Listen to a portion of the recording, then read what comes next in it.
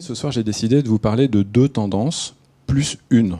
La réalité, c'est qu'en vrai, il y en a un peu plus, mais les deux tendances majeures du CES et celles qui nous intéressent le plus en tant qu'agence, elles sont là. Et le plus une, parce que ce plus 1, il est très dépendant de l'une de ces deux tendances et il nous concerne tous, de toute façon, à titre individuel, au-delà d'être des professionnels. Ce soir, on va parler d'artificiel, d'intelligence artificielle et de virtuel, de réalité virtuelle. Dit comme ça, effectivement, on s'imagine un quotidien où finalement, demain, les deux tendances qui vont nous accompagner, ça s'appuie sur de l'artificiel et sur du virtuel. Pas beaucoup de réel dans tout ça, mais en fait, on va cohabiter avec des intelligences artificielles, de la robotique et un rapport au monde qui va évoluer parce que de plus en plus ancré dans l'augmentation de ce rapport au monde, voire dans le virtuel. Une partie de mon job, mais donc du coup de notre rôle, c'est d'identifier parmi tout ce maelstrom de nouvelles technologies, de nouveaux devices, de nouveaux langages et tout ça qui sont en train d'arriver, je le disais, quels sont ceux qui vont véritablement devenir des signaux faibles et puis des signaux forts. Ça, je ne sais pas si tout le monde est familier avec cette courbe. C'est une courbe qui s'appelle la Hype Cycle de Gartner. Donc Gartner est un cabinet de tendance et technologique en particulier qui est assez réputé. Et cette Hype Cycle nous raconte quoi? Elle nous raconte, alors ça a toujours la même forme déjà, et puis vous voyez qu'il y a des segments. En fait, ils répartissent sur cette Hype Cycle chaque année toutes les nouvelles technos, les nouveaux devices en hardware, en software et les nouveaux langages. Il les répartit sur cette courbe pour nous dire si on est sur une techno en particulier, je sais pas, on va dire tiens, l'humain augmenté par exemple, ou l'informatique quantique, où on en est. Est-ce qu'on en est au lancement, au trigger en quelque sorte? Est-ce qu'on est au sommet de la courbe? Ça y est, c'est le buzz maximum, on ne fait qu'entendre parler de ça, et donc c'est ce qu'ils appellent le peak of inflated expectations. Donc on est vraiment, on ne parle que de ça et tout le monde en attend énormément. Est-ce qu'on est déjà sur la phase descendante pour aller vers le gouffre des désillusions, c'est-à-dire qu'on en a beaucoup parlé, on attendait énormément de choses de l'Internet of Things et des wearable devices, sauf que là on est dans le gouffre de la désillusion, et systématiquement, là il y a beaucoup de casses, il y a beaucoup de technos qui disparaissent, de nouveaux usages qu'on nous promettait qui finalement sont vérifiés comme étant non viables et donc n'existeront pas. Et puis ces technos qui résistent, qui subsistent, après elles vont suivre la courbe classique et elles vont s'installer durablement.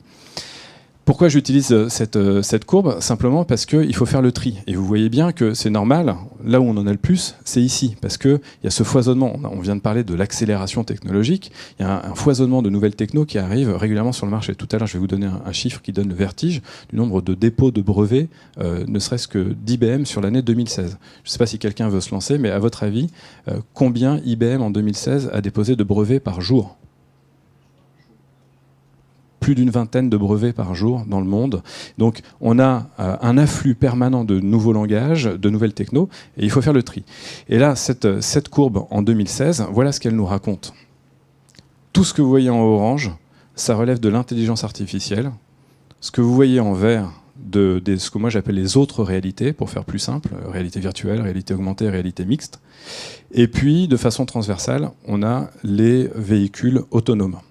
Donc qu'est-ce que ça raconte? Ça raconte qu'on voit qu'il y a massivement de l'intelligence artificielle, mais qu'on est néanmoins au début de son arrivée sur la Hype Cycle, et que par contre, on n'a que 2 cases vertes de réalité virtuelle et réalité augmentée, mais qu'elles sont déjà sorties, ou en phase de sortir du gouffre des désillusions, donc elles sont en train de s'installer durablement dans les usages. Et c'est de ces deux tendances dont on va parler ensemble. L'intelligence artificielle, en 2016, il y a eu plus de 20 acquisitions majeures sur le marché par des grandes entreprises, de l'informatique en particulier, qui ont racheté des startups hyper spécialisées dans l'intelligence artificielle, ou autrement appelé, en tout cas dans sa façon de fonctionner, ce qu'on appelle le machine learning, dans la capacité de la machine informatique à apprendre d'elle-même. 20 acquisitions, et pour 2017, Forrester, que vous connaissez aussi, prédit des investissements qui vont tripler. L'intelligence artificielle est une vraie réalité économique aujourd'hui, un vrai cheval de bataille chez les GAFA, Google, Amazon, Facebook, Apple, entre autres, mais pas uniquement, aussi auprès de marques plus ancrées dans le passé pour nous, typiquement IBM. L'une des intelligences artificielles les plus fortes aujourd'hui, et les plus réputées, s'appelle Watson, et elle vient d'IBM. 8000 brevets, je vous le disais, 8000 brevets en 2016 pour IBM, dont 2000 dans l'intelligence artificielle. Le cognitive computing, donc tout ce qui relève du machine learning, et le cloud. Madame IBM, la patronne d'IBM, nous dit même que dans les 5 prochaines années, chaque décision majeure sera prise avec le système Watson. Watson, il faut bien comprendre qu'il est en train de rentrer dans absolument tous les domaines. On en aura quelques exemples tout à l'heure.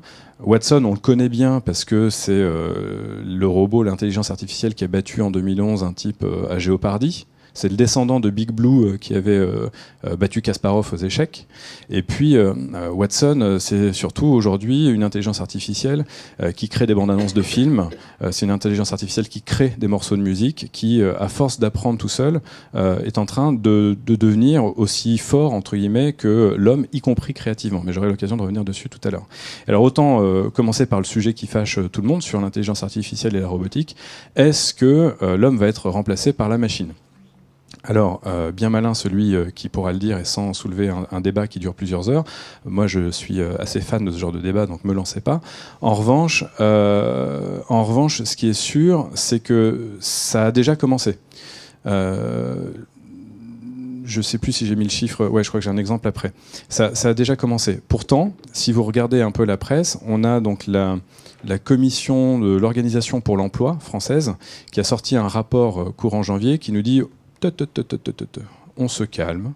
L'intelligence artificielle ne détruira pas plus de 10% des emplois actuels et encore, ce seront les emplois peu qualifiés, les moins qualifiés. Donc on parle de service à la personne, on parle de transport. Alors évidemment, on pense tout de suite aux chauffeurs de VTC, mais on pense aussi aux chauffeurs de poids lourds, etc., etc.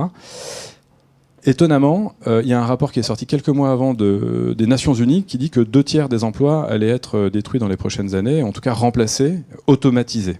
Donc il y a encore une fois une bataille des chiffres, une bataille politique aussi pour essayer de rassurer ou de convaincre les uns et les autres.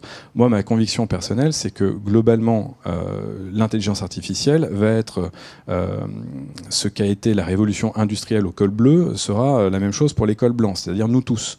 Nous tous qui sommes dans le service et qui sommes dans le brain, dès lors qu'on détient une expertise qui s'appuie sur des connaissances qui en plus sont mouvantes parce qu'il faut les mettre à jour régulièrement. Je ne parle même pas des métiers de conseiller en gestion de patrimoine, d'avocats, les gens qui travaillent dans les assurances, tous ces gens-là qui doivent maîtriser des fondamentaux et qui doivent les mettre à jour très régulièrement.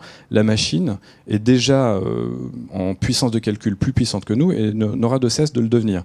Donc là-dessus, elle sera toujours plus performante que nous. Reste à savoir ce qui nous reste, ce qui nous caractérise, c'est la capacité d'empathie, la capacité d'écoute et donc ce rapport humain. Donc moi, mon pari sur l'avenir, c'est que évidemment, l'essentiel des métiers que l'on connaît et que l'on pratique vont changer parce qu'ils vont être automatisés. Et c'est à nous, dès à présent, de réfléchir à ce que l'on va pouvoir proposer pour garder notre job, voire les rendre encore plus intéressants qu'ils ne le sont aujourd'hui. Parce que le verre à moitié vide, c'est de se dire « mince, mon job est en danger ». Le verre à moitié plein, c'est de se dire « on va pouvoir se débarrasser de tout un tas de trucs inutiles, voire désagréables, et qu'est-ce qu'on va faire de plus intéressant avec notre cerveau ». La fameuse commission d'organisation pour l'emploi nous dit néanmoins quand même que le progrès technologique n'est pas une option, ça c'est clair, et la rapidité d'adaptation est aussi un critère de succès. Donc c'est quand même, le message c'est attendez, calmez-vous, que 10% sont concernés, mais maniez-vous de changer parce que sinon vous êtes quand même en danger. Et il y a une autre certitude, c'est que d'ici à 2030, 60% des emplois que l'on pratiquera n'existent pas encore. Donc les enfants qui sont rentrés à l'école en septembre, on ne sait même pas encore ce qu'ils feront comme emploi quand ils en sortiront. Et voilà, ça a commencé. Un assureur japonais a fait le buzz, c'était tout début janvier, parce qu'il a remplacé 34 de ses salariés par Watson, la fameuse intelligence artificielle dont je vous parlais. Que faisaient ces gens chez l'assureur ? Ils étaient à la gestion des risques. Donc ils s'envoyaient quand même au quotidien des dossiers pour savoir si l'assuré ou le potentiel assuré représentait un risque ou pas.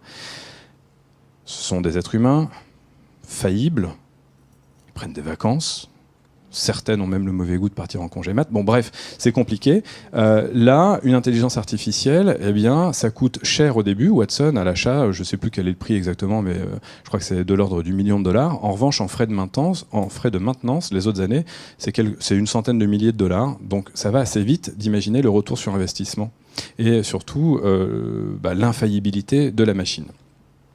C'est pas un cas isolé. On commence à en avoir 3-4 et surtout ça va arriver de plus en plus. Et l'intelligence artificielle Quand bien même le principe schumpeterien de destruction créatrice pourrait appeler à la création de nouveaux emplois pour accompagner cette intelligence artificielle, dès lors qu'elle est en capacité de prendre des décisions elle-même et puis potentiellement de nous dire aussi ce que nous, on a à faire. Il y a une intelligence artificielle qui est rentrée au comité de direction, je crois que tu en parles tout à l'heure, non ? Enfin, je croyais que tu l'évoquais. Il y a un comité de direction qui a fait rentrer une intelligence artificielle au board. C'est ce qui est assez intéressant. Donc ça peut dire aussi qu'à terme, cette intelligence artificielle va nous parler, va nous orienter, va nous contribuer à nous guider. Et si vous mettez ça en parallèle de ce qui vient de se passer récemment, on a appris à une intelligence artificielle à nous mentir, à nous bluffer. Puisqu'on a beaucoup entendu parler de l'intelligence artificielle de Google, AlphaGo, qui a battu le joueur de Go.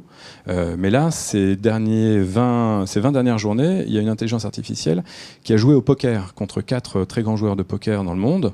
Et la grande différence avec les échecs ou avec le poker, ou avec le Go, pardon, c'est que déjà, il y a un nombre de combinaisons assez importantes. Je crois que au jeu de Go, c'est 10 puissance 172. Là, au poker, c'est 10 puissance 160. Donc, c'est un peu moins. Mais la grande différence avec le Go, c'est que au Go, tout le jeu est visible par les 2 joueurs. Là, au poker, il y a une partie du jeu qui n'est pas visible pour l'intelligence artificielle. Et donc, elle a appris de ses erreurs. Les premières mains, elle a perdu. Et puis, au bout d'un moment, elle a commencé à battre les joueurs de poker. Et moi, j'ai arrêté de suivre au bout d'un moment. Elle avait déjà piqué 800 000 $ aux joueurs de poker. Ils ne pouvaient pas se refaire, quoi. Et en fait, on a appris à une intelligence artificielle à jouer au poker et donc à bluffer pour pouvoir gagner. Mais rassurez-vous, les intelligences artificielles commenceront d'abord par être nos amis.